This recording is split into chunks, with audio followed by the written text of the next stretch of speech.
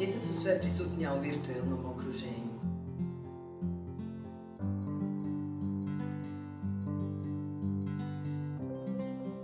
Pametne naprave in internet uporabljajo vse mlajši in brez nadzora staršev.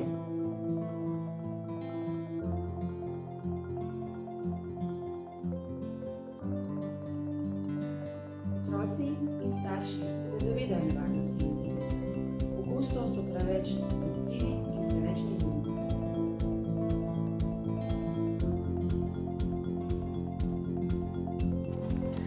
Postoje ljudi na mreži koji iskorištavaju dječju radoznalost i nekritičnost u svoje loše svrhe.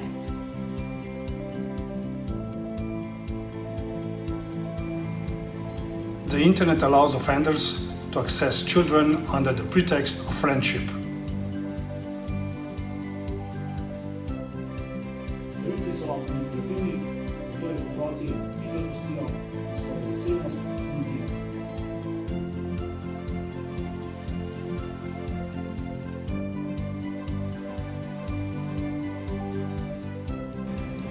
The offenders isolate children and prepare them for actions that the children would never have done.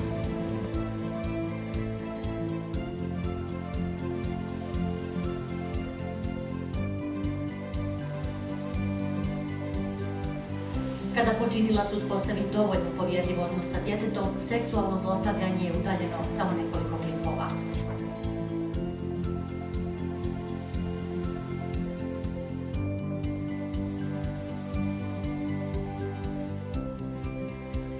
Otrok pošlje intimno fotografijo, pa to postane žrtev izsiljevanja ali drugih spolnih zlorab. Otroci pogosto sami ne najdejo izhoda iz kroga zlorab in izsiljevanja.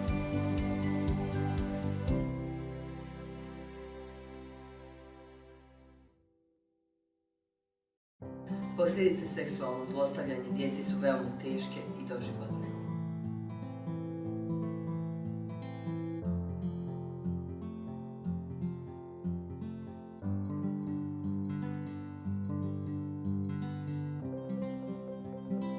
Internet ne pozna meja, ne poznajo jih niti storilci spolnih zlorab otrok.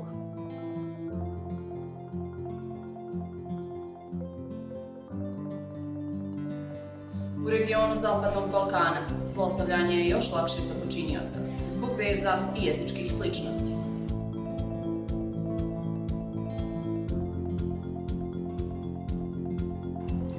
Državne granice nas neće zaustaviti u otkrivanju počinilaca seksualnog zlostavljanja djece i spašavanju žrtava.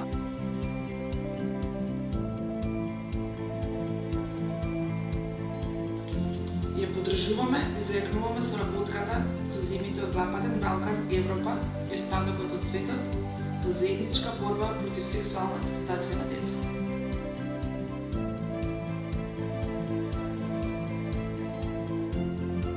Učinit ćemo sve da zaštitimo djecu i pobrinut ćemo se da počinioci budu kažnjeni.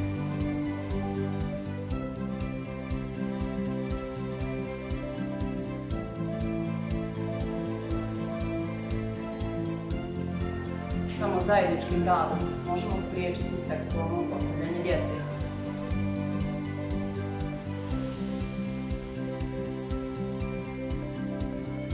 Pobrinut ćemo se da internet bude bezbjedno okruženje za sve korisnike, a posebno za naše najmlađe.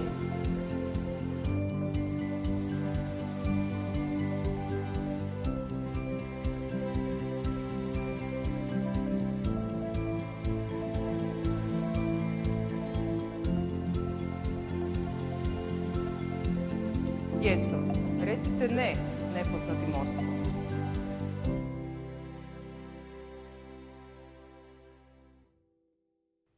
Sami pridemo hitro, skupaj pridemo dlje. Gremo skupaj do cilja.